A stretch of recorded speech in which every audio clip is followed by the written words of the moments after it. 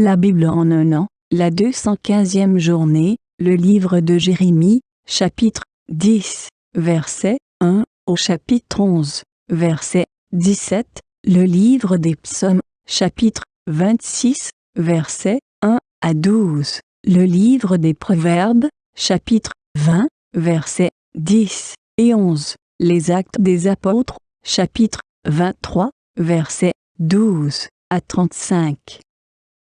Le livre de Jérémie, chapitre 10.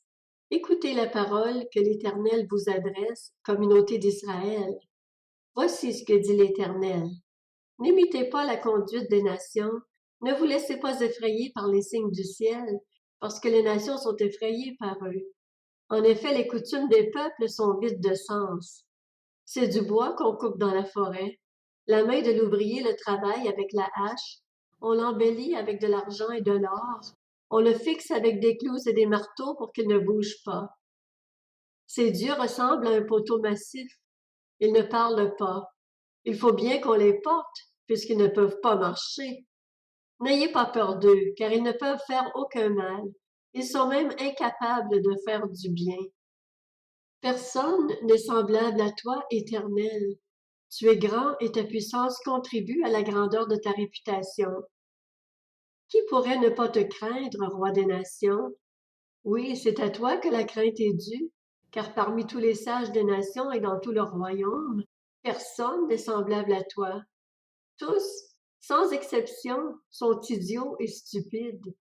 L'instruction des idoles, ce n'est que du bois. On fait venir des lames d'argent de Tarsis et de l'or d'Uphaz. L'ouvrier et la main de l'orfèvre les travaillent. Les habits de ces dieux sont de pourpre violette et rouge. Tous sont l'œuvre d'habiles artisans. Mais c'est l'Éternel qui est le vrai Dieu. Lui, il est un Dieu vivant et il est roi pour l'éternité. La terre tremble devant sa colère et les nations ne supportent pas sa fureur. Vous leur tiendrez ce langage. Les dieux qui n'ont pas fait le ciel et la terre disparaîtront de la terre et de dessous le ciel. C'est lui qui a fait la terre par sa puissance. Il a fondé le monde par sa sagesse. Il a déployé le ciel par son intelligence. À sa voix, l'eau gronde dans le ciel. Il fait monter les nuages des extrémités de la terre. Il déclenche les éclairs et la pluie. Il tire le vent de ses trésors. Tout homme est dépassé, même les plus savants. Tout orfèvre est honteux de sa sculpture sacrée, car son idole n'est que mensonge. Le souffle de la vie n'habite pas dans les idoles. Elles sont sans consistance, ridicules. Quand ce sera le moment d'intervenir contre elles, elles disparaîtront. Celui qui est le bien de Jacob n'est pas comme elle, car c'est lui qui a tout façonné. Israël est la tribu qui lui appartient. L'Éternel, le Maître de l'univers, voilà quel est son nom. Ramasse tes affaires qui traînent par terre, toi qui te trouves en état de siège, car voici ce que dit l'Éternel. Cette fois-ci, je vais expédier au loin les habitants du pays. Je vais provoquer leur détresse pour qu'on les capture. Malheur à moi, je suis brisé. Ma plaie est douloureuse. Et moi qui disais, c'est une calamité, mais je la supporterai. Ma tente est dévastée, tous mes cordages sont coupés. Mes fils m'ont quitté, ils ne sont plus là. Je n'ai personne qui dresse de nouveau ma tente, qui relève mes abris en toile. C'est que les bergers ont été stupides. Ils n'ont pas cherché l'Éternel. Voilà pourquoi ils n'ont pas agi intelligemment. Voilà pourquoi tous leurs troupeaux sont dispersés. C'est le bruit d'une rumeur, elle arrive. C'est un grand tremblement qui vient du pays du Nord pour réduire les villes de Juda en un désert, en un repaire de chacals. Je sais, Éternel, que l'être humain n'a pas autorité sur la voie qu'il suit. Ce n'est pas à l'homme qui marche de diriger ses pas. Corrige-moi, Éternel, mais dans une juste mesure et non dans ta colère. Sinon, tu m'affaiblirais trop. Déverse ta fureur sur les nations qui ne te connaissent pas, sur les peuples qui ne font pas appel à toi. En effet, il dévore Jacob, il le dévore, il l'extermine et dévaste son domaine. Le livre de Jérémie, chapitre 11.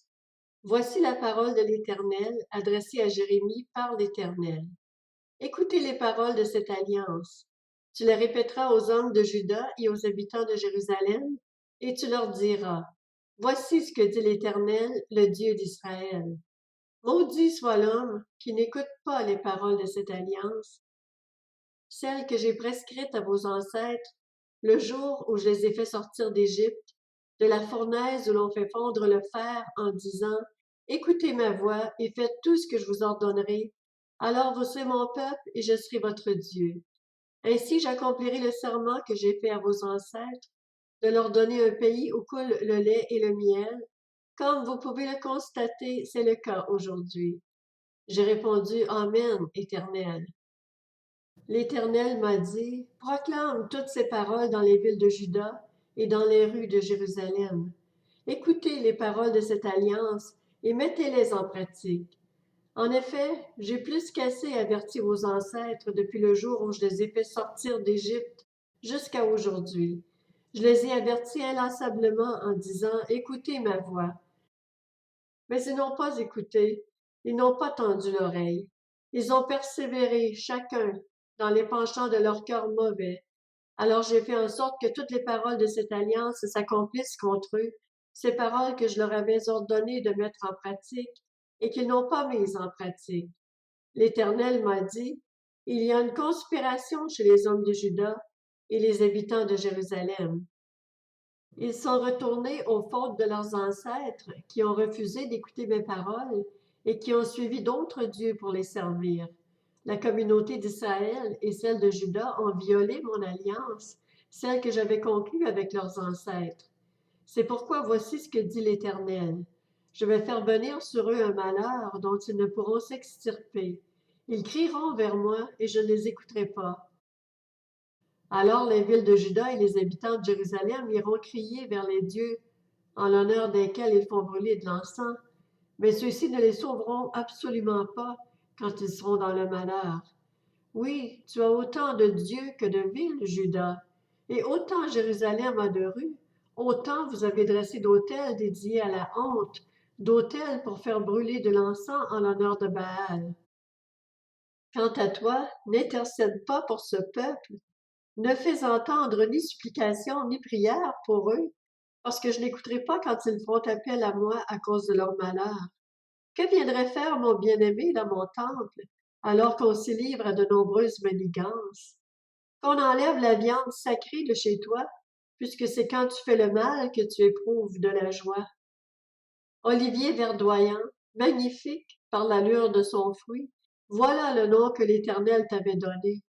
Dans un grand fracas, il lui a mis le feu, et ses branches ne valent plus rien.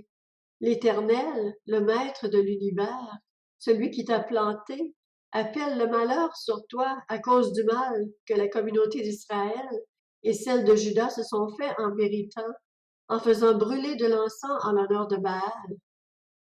Le livre des Psaumes, chapitre 26, de David. Rends-moi justice, Éternel, car je marche dans l'intégrité. Je me confie en l'Éternel, je ne faiblis pas. Examine-moi, Éternel, mets-moi à l'épreuve, purifie au creuset mes reins et mon cœur, car ta grâce est devant mes yeux, et je marche dans ta vérité. Je ne m'assieds pas avec les hommes faux, je ne vais pas avec les hypocrites. Je déteste l'assemblée de ceux qui font le mal, je ne m'assieds pas avec les méchants. Je lave mes mains en signe d'innocence, et je fais le tour de ton autel, Éternel, pour exprimer ma reconnaissance et raconter toutes tes merveilles. Éternel, j'aime la maison où tu résides, le lieu où ta gloire habite.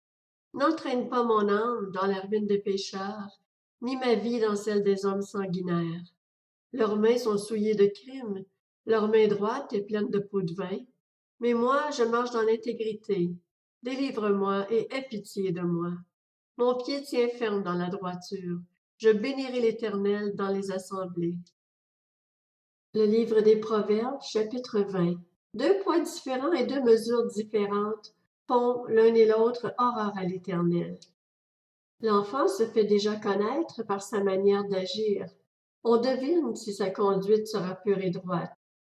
Actes des apôtres, chapitre 23. Le jour venu, quelques Juifs formèrent un complot et s'engagèrent, sous peine de malédiction contre eux-mêmes, à ne rien manger ni boire tant qu'ils n'auraient pas tué Paul. Ceux qui formèrent cette conspiration étaient plus de 40. Ils allèrent trouver les chefs des prêtres et les anciens pour leur dire: Nous nous sommes engagés, sous peine de malédiction contre nous-mêmes, à ne rien manger avant d'avoir tué Paul. Vous donc, maintenant, adressez-vous avec le Sanhédrin au commandant romain pour qu'il l'amène demain devant vous, sous prétexte d'examiner son cas plus en détail. De notre côté, nous sommes prêts à le mettre à mort avant qu'il n'arrive ici. Mais le fils de la sœur de Paul entendit parler du guet-apens, et il alla dans la forteresse en informer Paul. Paul appela l'un des officiers romains et dit: Conduis ce jeune homme vers le commandant, car il a quelque chose à lui rapporter. L'officier prit le jeune homme avec lui, le conduisit vers le commandant et dit: Le prisonnier Paul m'a appelé et m'a prié de t'amener ce jeune homme qui a quelque chose à te dire. Le commandant prit le jeune homme par la main, se retira à l'écart et l'interrogea. Qu'as-tu à m'annoncer? Il répondit: Les Juifs ont convenu de te demander d'amener Paul demain devant le Sanhédrin, sous prétexte d'enquêter plus en détail sur son cas. Ne te fie pas à eux, car plus de 40 d'entre eux lui dressent un guet-apens et se sont engagés, sous peine de malédiction contre eux-mêmes, à ne rien manger ni boire avant de l'avoir tué. Maintenant, ils sont prêts et n'attendent que ton accord. Le commandant renvoya le jeune homme après lui avoir recommandé: Ne dis à personne que tu m'as dévoilé cela. Ensuite, il appela 2 officiers et dit: Tenez prêt, dès 9 heures du soir, 200 soldats, 70 cavaliers et 200 archers pour aller jusqu'à Césarée. Préparez aussi des chevaux pour conduire Paul sain et sauf au gouverneur Félix. Il écrivit la lettre suivante. Claude Lysias au très excellent gouverneur Félix, salut. Cet homme dont les Juifs s'étaient emparés allait être tué par eux. Je suis alors intervenu avec des soldats et le leur ai arraché, car j'avais appris qu'il était romain. Voulant connaître le motif pour lequel ils l'accusaient, je l'ai amené devant leur tribunal. J'ai découvert qu'il était accusé au sujet de questions relatives à leur loi, mais qu'il n'avait commis aucune faute qui mérite la mort ou la prison. Puis, informé que les Juifs préparaient un complot contre lui, je te l'ai immédiatement envoyé en faisant savoir à ses accusateurs qu'ils devront porter plainte contre lui devant toi. Adieu. Conformément à l'ordre qu'ils avaient reçu, les soldats prirent Paul et le conduisirent pendant la nuit jusqu'à Antipatris. Le lendemain, ils laissèrent les cavaliers poursuivre la route avec lui et retournèrent à la forteresse. Arrivés à Césarée, les cavaliers remirent la lettre au gouverneur et lui présentèrent Paul. Après avoir lu la lettre, le gouverneur demanda de quelle province venait Paul. Apprenant qu'il était originaire de la Cilicie, il lui dit: Je t'entendrai quand tes accusateurs seront venus. Puis il ordonna de le garder dans le prétoire d'Hérode.